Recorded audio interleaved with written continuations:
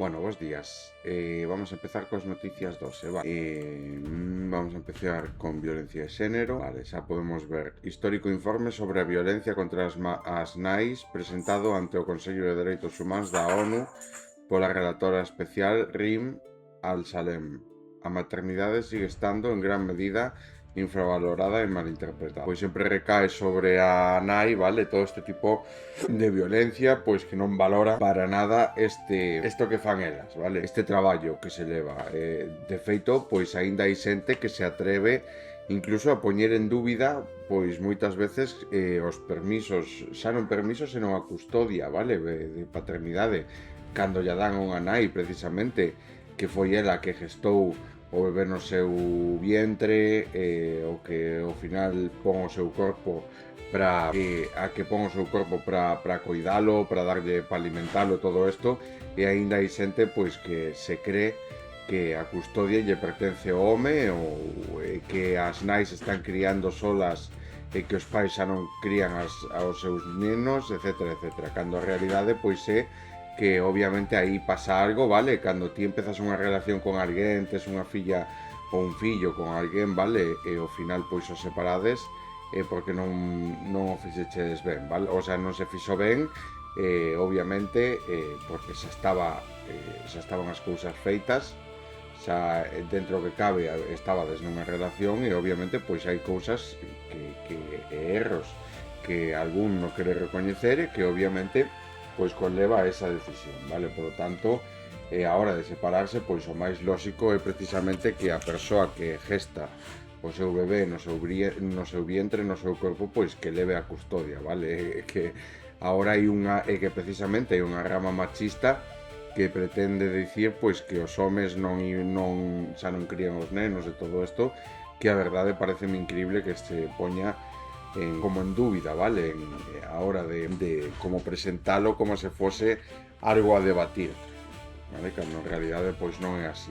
Tanto se infravalora pois o papel da nai como nai, vale? Ese papel de nai que o pai que obviamente non ten que facer absolutamente nada e non sufre o embarazo no seu propio corpo, vale? Por lo tanto, pois é aí unha forma de infravalorarlo. Máis alá quero dicir, máis alá do que diga pois este informe, vale?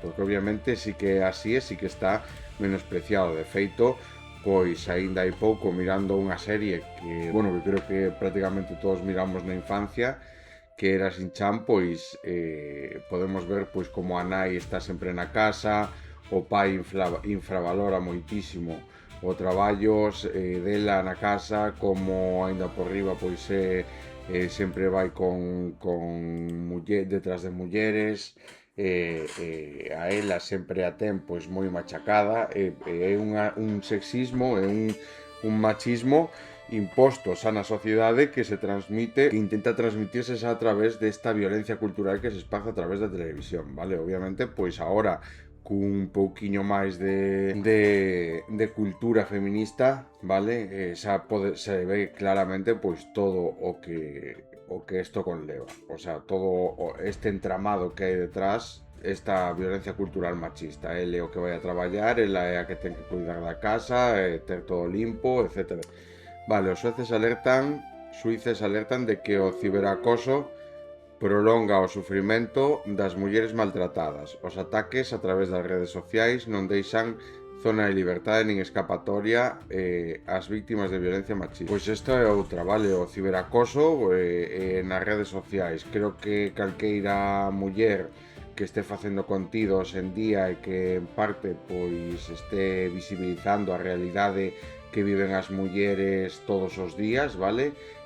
Por ser mulleres, sendo víctimas deste machismo que asola na sociedade, que forma parte e que o queren culturizar, vale? Queren culturizar esta violencia, pois está sendo víctima de este ciberacoso, vale? De como pois este aluvión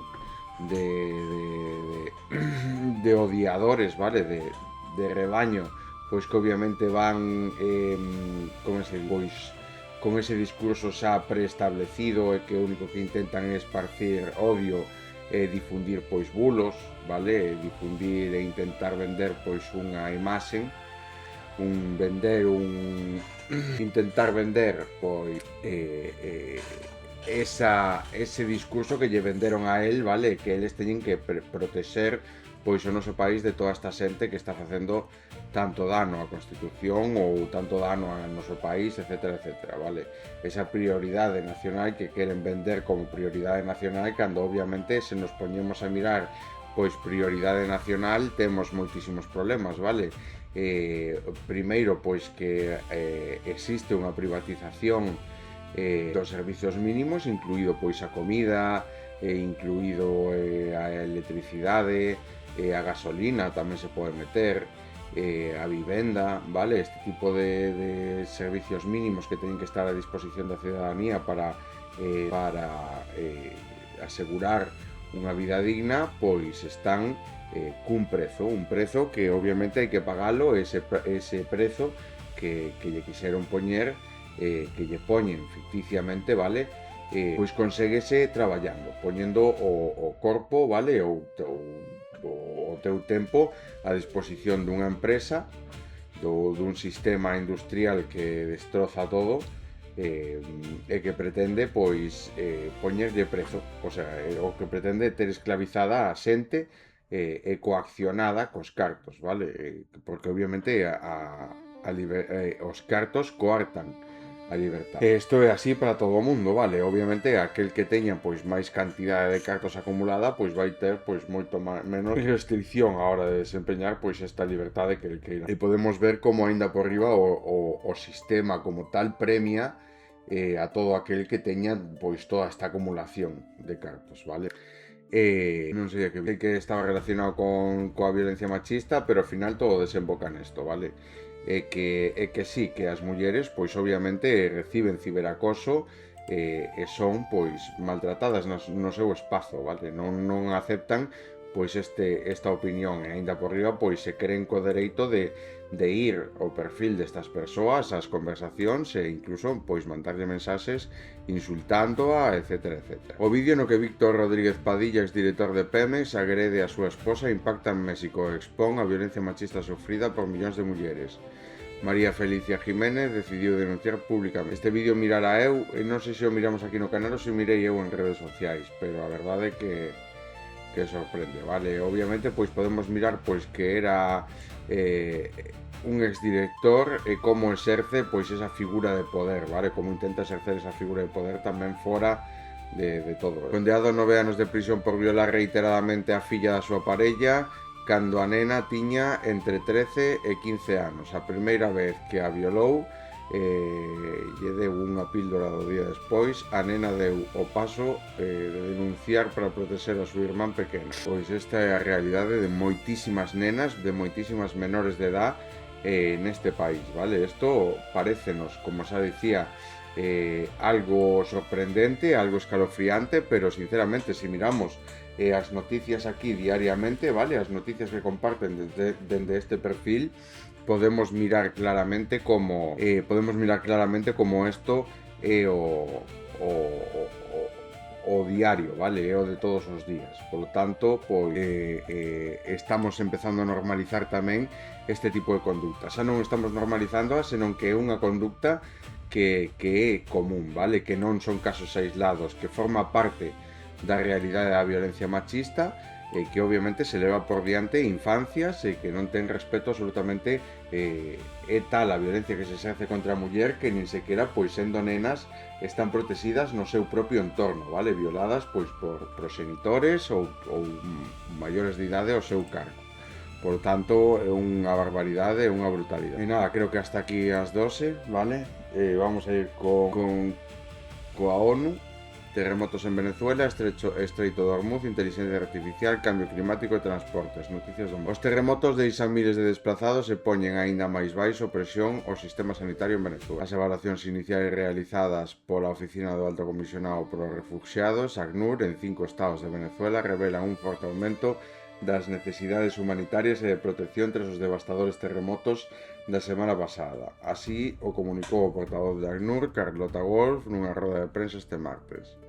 Na Guaira, o estado máis afectado, a escasez de alimento é generalizada e os servizos básicos colapsaron e as comunicacións interrompíronse en gran medida. As tensións na comunidade van en aumento, xa que o acceso á axuda sigue sendo limitado. Segundo os datos recopilados por ACNUR, o 75% dos encuestados informou a persoas feridas nas comunidades, mentres que o 56% reportou falecidos. Aínda que a mitade das persoas ha encontrado cobiso en casas das súas familiares ou veciños, máis dun tercio encontrase na calle ou en espazos públicos, mentras que o resto se refuxia en iglesias, escolas e instalacións improvisadas. A OMS alertou de que os servizos de saúde de Venezuela encontranse actualmente baixo unha presión externa, con 38 hospitales afectados e a ameaza de brotes de distintas enfermedades. Todo isto significa que o aumento do risco de que varias enfermedades que xa circulan polo país poidan repuntar tras o terremoto agravado polas interrupcións nos servicios sanitarios e no sistema da auga e saneamento polo desplazamento da poboación. Lynn Meyer advirtiu ademais sobre o vacío que han causado os profesionais sanitarios desaparecidos durante os terremotos, que inclúe a responsable de todo o programa de atención materna da Guaira. UNICEF pide protexer a infancia ante o rápido avance da inteligencia artificial. Os nenos están adoptando inteligencia artificial 3 veces máis rápido que os adultos, mentras as normas para protexelos avanzan moito máis despacio. Advirtiu o Fondo para a Infancia UNICEF antes dunha revisión global sobre a gobernanza desta tecnoloxía. Segundo un análise realizado en 10 países, polo menos 20 millóns de nenos actualizaron estas ferramentas. Máis de 2 millóns afirman que recorren á inteligencia artificial para pedir consellos sobre preocupacións persoais. E uns 13 millóns xa utilizan para estudar ou facer os deberes. UNICEF alerta de que aínda que a inteligencia artificial ofrece oportunidades para aprender a desarrollar a creatividade, todavía se coñecen pouco os seus efectos sobre o desarrollo cognitivo, a dependencia emocional e a exposición a riscos. Ademais, un de cada 3 nenos teme que estas tecnoloxías utilícense para estafar ou difundir desinformación e un de cada 4 expresa preocupación pola manipulación das súas imaxes mediante deepfakes e contenido sexual. A axencia insta a gobernos e empresas a situar os dereitos da infancia no centro da gobernanza, reforzando a seguridade e a protección frente á reapertura do Estreito de Hormuz non borra o impacto económico da crisis. A reapertura do Estreito de Hormuz aliviará a presión sobre os mercados enerxéticos e comercio internacional, pero os seus efectos non desaparecerán de inmediato. Un informe da Conferencia das Nacións Unidas sobre o Comercio e o Desarrollo advirte de que tras máis de 100 días de interrupción no tránsito marítimo, as economías máis vulnerables seguirán enfrentando as consecuencias durante meses. A axencia explica que o encarcelamento do petróleo, o gas e os fertilizantes xa provocaron un aumento dos costes do transporte e da produción agrícola, alimentando a inflación, elevando os precios dos alimentos, aínda que o precio do crudo ha comezado a estabilizarse tras o anuncio da reapertura. Os costes do transporte marítimo tardarán máis en normalizar. A extrema dereita europea volve a cheirar os cartos públicos. A Fiscalía Europea investiga en Francia, España, Italia e Bélxica o presunto uso irregular de 4,33 millóns de euros do Parlamento Europeo por parte de Identidade e Democracia, o grupo onde se sentaban a Agrupación Nacional e os seus aliados ultras, malversación con bandeira e discurso patriota. A extrema dereita europea leva anos vendendo unha mesma mercancía política, patria, orden, limpieza, soberanía e odio, ben envasado para o consumo electoral, pero cando se levanta a alfombra, o que aparece non sole ser épica nacional, aparecen contratos, aparecen proveedores, aparecen empresas amigas, aparece outra vez diñeiro público. O 30 de xuño, as autoridades francesas realizaron rexistros en Francia e en outros países europeos pola sospeita da malversación de fondos comunitarios en torno ao antigo grupo de Identidade e Democracia, donde se agrupan eurodiputados e eurodiputadas de extrema dereita de Francia, Países Baixos e Italia. A operación afecta tamén a España, Italia e Bélxica, según revelou Le Monde, e confirmou a Fiscalía Europea. A investigación non fai dun rumor nin dunha pelea interna, non nace dun informe da Dirección Xeneral dos Asuntos Financeiros do Parlamento Europeo, que en xullo de 2025 sinalou un posible gasto indebido de 4,33 millóns de euros entre 2019 e 2024, diñeiro asignado para o funcionamento parlamentario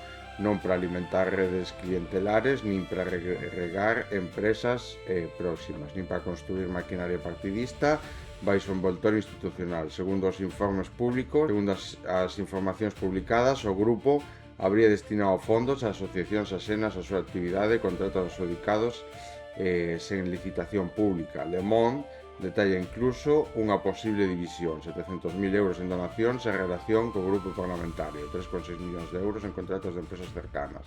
Aquí está a trampa, quienes gritan contra Bruselas cando Bruselas exixe dereitos.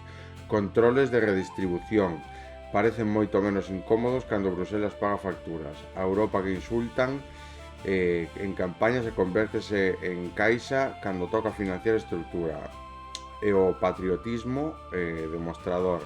Asítase a bandeira contra as persoas migrantes, contra as traballadoras e traballadores pobres, contra as feministas, contra os ecoloxistas, contra calqueira que incomode o orden económico, pero gárdase silencio cando a pregunta é quen cobrou, canto cobrou mediante o contrato. Bueno, isto é algo típico, vale, da extrema dereita, que é que eles non queren que os cartos públicos vayan dedicados a protexer as persoas máis vulnerables, pero que sí que pretenden precisamente quedarse con eses gastos públicos precisamente para encher os seus bolsillos, vale, para financiar as súas empresas, para financiar as persoas que xa amasan pois unha gran cantidade de cartos, vale, que acumulan unha gran parte de riqueza en torno á súa empresa, vale. Para iso sí queren eses fondos públicos, pero para protexer a vivenda pública, para protexer pois ao dereito a ter comida, vale, no plato e todo isto, pois a poder vivir dunha forma digna e que os salarios que pagan esta empresa cheguen a algo, pois eso sí que non, para eso sí que non o queren, pero cando se trata de encher os seus bolsillos, patriotismo de pulseira e deuda con Hacienda. A España da bandeira na muñeca sempre tamén aparece na lista de moros. A Axencia Tributaria retrata outra vez a unha élite mediática e empresarial que presume de país mentras deixa millóns pendentes da Caixa Común. A patria non se paga con pulseiras. A Axencia Tributaria publicou o 30 de xuño a súa 13ª lista de grandes morosos con Hacienda. E outra vez o retrato incómodo, non só por os nomes famosos, non só polas cifras, tamén pola estética, por esa maneira tan española, tan de plató, tan de palco, tan de confundir o amor ao país con levar bandeira na muñeca, mentras que a deuda co público queda para outro día. Patriotismo de mercadillo para tapar buratos fiscais. Aí volven Kiko Matamoros e Patricia Conde. O registrado como Juan Francisco Matamoros Hernández reaparece despois de 3 anos fora con 600.740 euros pendentes.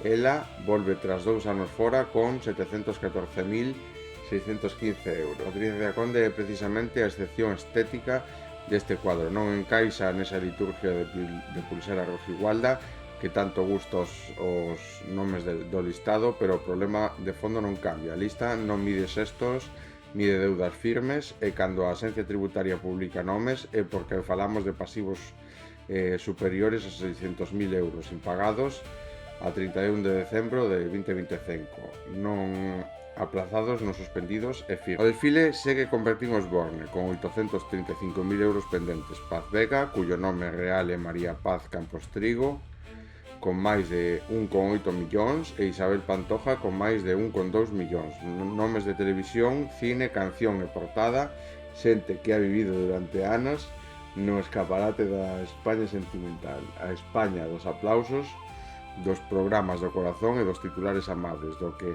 grande eres, etc, etc. Pois estamos mirando que cantos máis cartos teñen, máis queren defraudar. E se falan dunha cantidade de cartos, vale, que obviamente o que nos di é que o seu patrimonio, os cartos que gañaron, son moi superior a isto.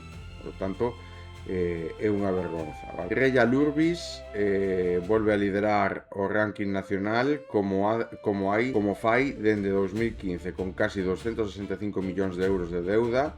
Síguelle BioZenit Energy con máis de 233, Metaway Combustibles aparece con cerca de 196 millóns, Vertix Petroleum ronda os 195 e despois chega o regueiro, decenas de inmobiliarias arrastradas dende a anterior crisis e empresas de hidrocarburos que han deixado unha factura colosal. Cando o negocio sale ben, manda ao mercado, cando sale mal, aparece o estado. Pues nada, eso como dato, ¿vale? Como dato principal. Vamos a ir con vídeo, ¿vale? Vamos a la playa en transporte público con el almuerzo en un envase reutilizable, otras tienen un barco de servicio donde le hacen el desayuno para que se lo lleve un helicóptero al barco principal. Sí, como lo oyes, la hija del dueño de Walmart tiene 2 barcos y un helicóptero para que puedan tenerlo todo sin tener que ver la cara de pobres de los del servicio ni oler a fritanga. Bueno, este barco es de la hija de los supermercados Walmart, ¿vale? Entonces lleva este otro barco, que es donde va toda la tripulación, donde van las cocinas, donde va todo, y entonces tienen un pequeño helicóptero que se lleva todo el día de allí para acá, de aquí para allá. O sea, y entonces llega allí y ahí en la proa, pues ahí aterriza el helicóptero, deja las paellas y se vuelve otra vez a su barquito. Se va todo el día así. Y luego tienen también unas torias y una barquita que salen de ahí acá. Y ahí está, ahí se presenta el día. Mira que no. Mira, entonces tiene una cervecita en el helicóptero. Todas las personas de la playa no contaminarán tanto en todas sus vidas juntas como esta ricachona en un solo día. Efectivamente, mientras exista esta desigualdad, es totalmente imposible acabar con el cambio climático ni construir un futuro justo y sostenible para todas. La única salida ya sabemos cuál es.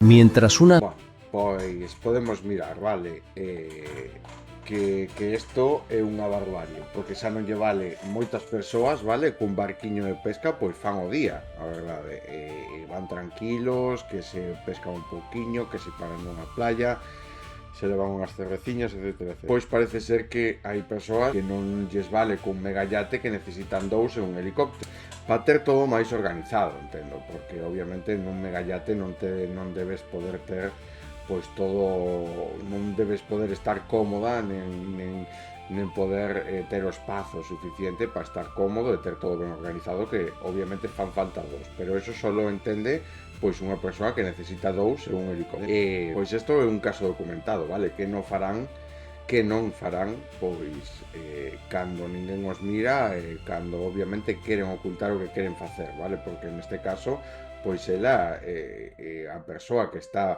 financiando ese tipo de gastos, pois está pensando que eso é normal, que obviamente eso non ten forma de criticarse, e simplemente pois está facendo as cousas como hai que facer. Esa é a realidade que nos están mostrando, vale? Que non farán, que malgasto non farán cando queren ocultar o que fan, vale? Porque obviamente esto están facendo a vista de todo. Vale, vamos con el siguiente vídeo. Te vamos a contar 3 sucesos recientes que explican en qué se ha convertido Estados Unidos. 1. En Arizona, otra brutal agresión por parte del Servicio de Control de Inmigración y Aduanas de Estados Unidos, la nueva SS. ¿El motivo? Según la denuncia difundida, una conductora llevaba un pasajero de piel oscura. En cuestión de segundos, estos mercenarios a sueldo del gobierno rodearon el coche con armas, rompieron el cristal y lo sacaron a la fuerza. El pasajero era un ciudadano estadounidense. Su delito básicamente es ser negro y parecer inmigrante.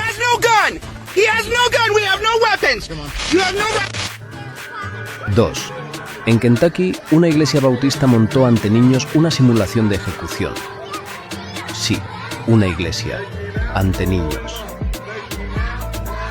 Hombres vestidos de comandos cristianos disparando contra una figura que, según el pastor, representaba al diablo, mientras los menores gritaban «acabad con él». Después dicen que el adoctrinamiento está en las bibliotecas, en los colegios públicos o en una bandera arcoíris.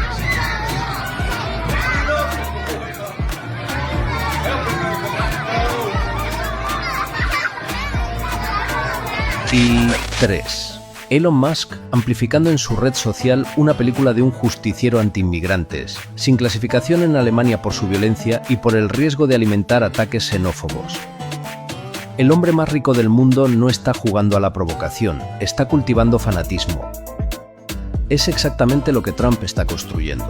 Un país donde el poder no pide paz, pide enemigos. Donde no se educa para convivir, sino para odiar. donde al inmigrante se le persigue, al diferente se le deshumaniza y al rico se le aplaude aunque esté echando gasolina al incendio.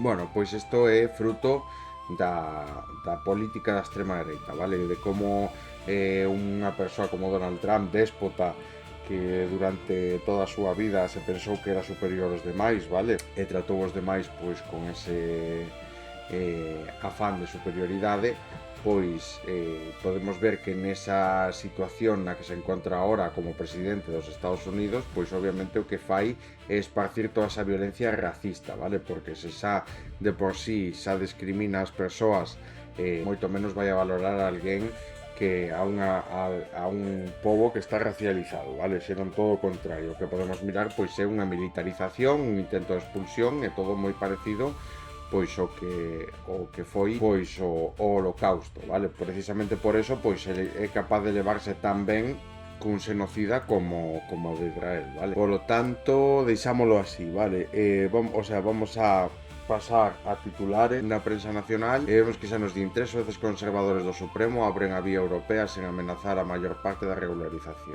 Feijóo, Trump e as ventanas de denunciar un fraude electoral que non existe. Regularización de inmigrantes entra no Supremo. O PP xa non ve golpistas. A enxeñería electoral que Feijóo aprendeu de Fraga cando a maioría absoluta de Galicia xógase en Argentina. Así funcionará a lista negra das gasoliñeiras que se aproveitan das axudas públicas por o goberno pacta con Bruselas flexibilizar inversións dos fondos europeos para seguir gastando máis alá do 31 de agosto. Álvarez confirma que hai 26 españoles mortos no terremoto e 150 desaparecidos. Venezuela non descansa para encontrar os desaparecidos baixo os escombros nunha semana despois do doble terremoto. Non é só a ola de calor, máis de 1000 mortos e máximas de 40 graus centígrados no segundo suño máis cálido de España dende 1960. A Unión Europea lanza un dardo a China coa taxa 100 que hai tras o novo arancel de 3 euros os paquetes pequenos. O Supremo de Estados Unidos considera ilegal a orden de Trump que limita a ciudadanía por nacimiento. A ver, vamos a mirar este vídeo. El Supremo de Estados Unidos da una de cal y otra de arena a Donald Trump. Tumba su decreto para limitar la nacionalidad por nacimiento y, por otro lado, avala vetar a los deportistas trans, una decisión que el presidente de Estados Unidos ya celebra. En el último día de decisiones de este curso judicial, el Tribunal Supremo de Estados Unidos ha dejado varios fallos de enorme carga política y social. Por un lado, los jueces han frenado uno de los pilares de la agenda migratoria de Donald Trump, su intento de limitar la ciudadanía por nacimiento. El Supremo mantiene así la interpretación histórica de la Constitución estadounidense. Quien nace en territorio de Estados Unidos es ciudadano, con excepciones muy limitadas, como por ejemplo los hijos de diplomáticos extranjeros. Trump había intentado cambiar esa lectura por decreto para excluir a los hijos de inmigrantes sin papeles o de personas con visados temporales, pero los jueces consideran que la Casa Blanca no puede restringir por sí sola un derecho recogido en la 14ª enmienda. Pero al mismo tiempo el Supremo ha avalado las leyes que prohíben a las niñas y adolescentes trans competir en equipos deportivos femeninos escolares. La mayoría conservadora considera que esos vetos no vulneran la Constitución y el Tribunal también entiende que no violan la ley federal contra la discriminación por sexo en la educación. Son dos fallos distintos, pero los dos golpean de lleno en algunas de las grandes guerras culturales de Estados Unidos: inmigración, identidad, derechos civiles y poder de los estados. Trump pierde hoy una batalla clave sobre ciudadanía, pero el movimiento conservador gana otra muy importante en materia de derechos trans. Bueno, pues podemos ver que él sigue intentando facer a súa película como el quere, vale? Menos mal pois que están aí os xulgados pois cancelándolle este tipo de accións racistas, machistas, todo o que vai en contra pois deste sentido común, vale? Do que ven sendo os principios de calquera civilidade. Vale, máis alá de Mario Conde, empresas galegas pouco coñecidas con millóns de deuda con unha CIA. Así foi o asalto de a Erva Meiga, as cámaras de seguridade captan un robo que durou 3 meses. Pastora Soler, novo concerto anunciado para as festas da Pelé. Un camión e 2 furgonetas protagonizan un accidente con feridos da APN. Revolución na mobilidade no Chus. Novos accesos e un parking de 1.500 plazas. A ponencia da Comisión de Justicia do Congreso aprobou onte un texto transaccional que abre unha vía específica de nacionalidade por carta de natureza para saharauis nacidos no Sáhara Occidental antes do 11 de agosto de 1977. Reduce os anos o plazo de residencia para os saharauis e fixa un procedimento propio. A norma aínda non está aprobada definitivamente. A Lei de Nacionalidade Saharaui ha dado un paso decisivo no Congreso, pero convén explicar con precisión que se aprobou onte na ponencia da Comisión. Non estamos todavía ante unha lei definitivamente aprobada, senón ante un texto transaccional que deberá continuar a súa tramitación parlamentaria.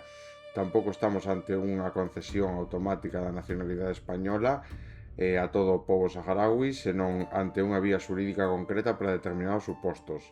O texto aprobado recoñece que concorren as circunstancias excepcionais previstas do artículo 21 do Código Civil para conceder a nacionalidade española por carta de natureza a saharauis e os saharauis nacidos no territorio do Sáhara Occidental antes do 11 de agosto de 1976. Incluso, aínda que non teñan residencia legal en España. Bueno, pois polo menos é como un parche, vale, que fan agora, pois precisamente para non deixar os apátridas. De todas formas, pois é bastante curioso, non? Que deixaran fora pois os povos saharauis cando foi así de primeiras. E obviamente pois ter que vir agora a parchear esa lei. Ben, Gaza. General, a ver un par de titulares. A ocupación allana a sede dunha asociación e un estadio e un asalto ao Instituto Calandi. Ben-Gvir irrumpe en Silwan e realiza unha xira provocatoria. Al-Ayam supervisa novas escenas de continuos sufrimentos na frase de Gaza. Os sueños de Bisarat relatan a súa marcha. A historia comezou dende Tamor. Colonos asaltan a mezquita de Al-Aqsa. O mércores os colonos irrumpiron nos patios da bendita mezquita de Al-Aqsa da cidade ocupada de Xerusalén baixo a protección da policía de ocupación israelí. Según a gobernación de Xerusalén, decenas de colonos irrumpiron na mezquita de Al-Aqsa, realizaron recorridos provocativos nos seus patios e realizaron rituales talmúdicos baixo a protección das forzas de ocupación. A ocupación cerra todas as entradas á cidade de Sinjil, ao norte de Ramala. Pois podemos ver cales son as consecuencias da religión, vale? De, obviamente, seguir cegamente uns designios, ir en contra de toda a ciencia e de todo o descuberto, vale? Por lo tanto, pois ao final isto é ir como aos burros pa diante, vale? Sen mirar, sen probas, sen nada, vale? Que obviamente certifique pois todo isto. Podemos mirar pois que obviamente o que sí que dá a entender é precisamente que hai, vale? Un certo trastorno mental, vale, a hora de exercer todo isto. Xa solo, pois, cos actos que están levando a cabo representantes públicos, vale, de ambos países, tanto de Israel como de Estados Unidos, xa podemos ver que existe algún problema de saúde mental, vale. Isto, pois, obviamente, mírase agravado pola religión, porque ao final a religión fundamentase neso, vale, neses delirios, nesa disociación da realidade, vale? Porque obviamente a realidade non ten absolutamente nada que ver pois con esos contos que eles queren vir a vender, vale? O calor deixa 900 mortos no segundo suño máis cálido de España. A EMET califica suño de extremadamente cálido tras registrar o segundo mes de suño máis caluroso dende 1960. O calor extremo deixou ademais cerca de 900 mortes estimadas según o sistema de monitorización MOMO. Que barbaridade. Registros en España por un presunto fraude da ultradereita europea. UNICEF alerta, o terremoto dispara a crisis infantil en Venezuela. As 5 tareas urxentes de Irlanda a asumir a presidencia da Unión Europea. A temperatura do mar bate un récord histórico global. Isto é o que digo eu, vale? O tema do terremoto ten que estar relacionado con todo isto. Según parece, pois sigue habendo réplicas, vale? Aínda a día de hoxe, incluso unha de 5 con algo. As primeiras, o máis forte foi de 7 con algo tamén, vale? Non é consecuencia, o sea, casualidade pois que estemos ante o segundo suño máis cálido aquí en España. A temperatura do mar bate o récord histórico global, o sea que está habendo unha serie de cambios climáticos que están afectando a todo, vale? Isto obviamente pois pode afectar, eu penso que pode estar relacionado, vale? Eu sigo, o sea, ao final son tesituras miñas, vale? Pero todo ten, pois obviamente un porqué. Un misil estadounidense matou a escolares iraníes hai 4 meses, aínda que non coñecemos a historia completa. México soña en grande e gañoulle 2-0 a Ecuador e está en octavo. Conclusións do rechazo da Corte Suprema ao decreto de Trump sobre a cidadanía por dereito nacional. Xi Jinping reivindica a reunificación con Taiwán como unha misión histórica do Partido Comunista de China. Vale, pois hasta aquí o capítulo 2. Nada, tocamos unhas pouquiñas noticias, miramos sobre violencia de xénero. Sigue sendo alarmante pois que todos os días haya unha serie de noticias sobre violencia de xénero e sobre violencia infantil. A verdade que a mí parece unha barbaridade. Queda concienciarse, vale? Queda darnos conta de que isto non son casos aislados, de que isto é unha realidade que están vivindo moitísimos nenos no noso país, e que é tan alarmante como eso, vale? Pensar que na propia violencia cultural masculina, que intentan facer pasar por cultura, pois o que acaba pasando é precisamente que se dá renda solta a todo este tipo de cousas, vale? Ao final, pois na intimidade, pois os homes, como non reciben esta educación, pois acaban violando as fillas das súas parellas, por exemplo. Este é unha barbaridade que temos que vivir diariamente e convivir con este tipo de xente, porque obviamente esta xente pois terá tamén unha vida social, terá tamén pois un tal. Por lo tanto, esta é a realidade de todo. Pensar pois que non é tan caso aislado, non é tan raro como parece, senón que é unha realidade, vale? Que estamos a vivir pois diaria. E nada, vamos a deixar aquí por hoxe, mañán seguimos, vale? Que pasedes